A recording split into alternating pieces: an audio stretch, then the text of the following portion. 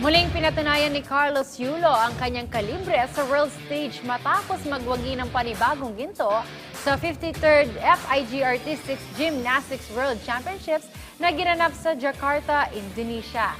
Sa kabila ng matinding kompetisyon, naipakita ni Yulo ang kanyang husay at tiwala sa sarili sa kanyang pagsalang sa men's vault apparatus na nakapagtala ng 15.200 sa kanyang unang attempt. Dahilan ng kanyang pagkamit ng gintong medalya. Dagdag ito sa kanyang mga nakaraang medalya sa World Artistics Gymnastics Championships, kabilang ang kanyang mga ginto sa floor exercise noong 2019 at vault noong 2021. Samantala sa kanyang Facebook post, nagpasalamat ang gold medalist sa mga sumuporta at gumabay sa kanya sa likod ng kompetisyon.